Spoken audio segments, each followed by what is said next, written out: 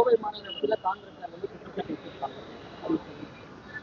இல்லை, எதுவாக இருந்தாலும் புதிய அரசு இப்போதுதான் பொறுப்பேற்றிருக்கிறது. முந்தைய அரசின் காலத்தில் தான் இது போன்ற நடவடிக்கை மேற்கொள்ளப்பட்டிருக்கிறது. நேற்றைய முன்தினம் கூட பல்வேறு நடவடிக்கை மேற்கொள்ளப்பட்டிருக்கிறது. நம்முடைய விடப்பட்ட டெண்டர்கள் இது கூடுதலாக இருக்கிறது என்பதாக விடுக்கப்பட்டிருக்கிறது. அவர்கிட்ட முடிவுகள் மேற்கொள்ளப்பட்டிருக்கிறது. இது மாதிரி வேகமான நடவடிக்கை தான் மேற்கொள்ளப்பட்டு வருகிறதே தவிர வேறு ஒன்றும் இல்லை. இதுதான் இப்போது நடைபெற்றுக் கொண்டிருக்கிற நிகழ்வு.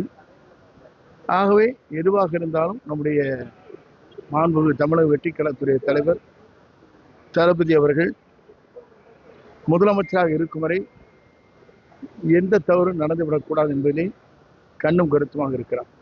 உள்ளாட்சி அமைப்புகள் இல்லை, இப்போ நகராட்சி, மாநகராட்சி, பேரூராட்சியுடைய காலக்கெடுக்கள் அடுத்த ஆண்டு வரையிலும் இருக்கிறது. ஏப்ரல் மாதம் வரையிலும் அதுவரை நம்ம பொறுத்திருந்தான் நகராட்சி நிர்வாகத்துறையின் கீழே பாத்தீங்கன்னா கோரப்பட்ட 50 குறுகிய கால டெண்டர்கள் தமிழக அரசு ரத்து செஞ்சிருக்கு. 35 டெண்டர்கள் ரத்து செய்யப்பட்டிருக்கிறாங்க. அதை எப்படி பாக்குறீங்க? அது நீங்களும் சொல்லுங்கள் பதில். டெண்டர்கள் ரத்து செய்யப்படுகின்ற காரணம் இல்லாமல் செய்துவிட முடியாது. அதற்கு காரணங்கள் இருக்க வேண்டும், கூடுதல் மதிப்பீடுகள் தயாரித்திருக்க வேண்டும். அப்படிப்பட்ட நிலை இருக்குமே ஆனால் அதுவும் அவரை நேரடியாக பார்க்கக்கூடிய துறை. ஆகவே தெளிவாக ஒவ்வொரு முடிவுகளை மேற்கொள்வார். ஆம்னி பேருந்து உரிமையாளர்கள் இப்ப லஞ்சம் கொடுக்கறதுக்கு அரசு பேருந்து கட்டணத்தை நாங்களும் இம்ப்ளிமெண்ட் பண்றோம் அப்படின்னு இது ஒரு மகிழ்ச்சி தருகிற நிலை.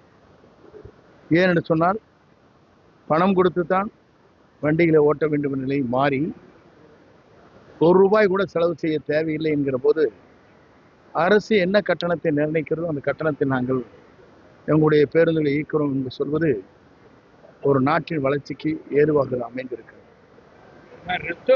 பார் வாங்குற திட்டத்தை தமிழக அரசு கைவிடணும், இல்லைன்னா போராட்டம் நடத்துவோம் அப்படின்னு சொல்லிட்டு அன்புமணி சொல்லியிருக்காரு. மீண்டும் குடிமகன்களுக்கு இதை குடிப்பதற்கான ஒரு வழியை வாய்ப்பு.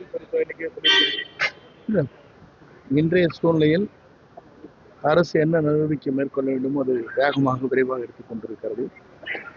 போதைப் பொருள் ஒழிக்கப்பட வேண்டும் என்பதற்காக கேரள மாநிலமும் தமிழ்நாடும் இணைந்து அந்த பணிகளை நாம் மேற்கொண்டு வருகிறோம். படிப்படியாக அதை பற்றி ஒரு முடிவு மேற்கொள்வாங்க. பழனிக்கே மொட்டை போட்ட ஆட்சி விஜய் முதலாக பழனிக்கு மொட்டை போட்டவர் யார் என்பது காலப்போக்கில் தெரியும்.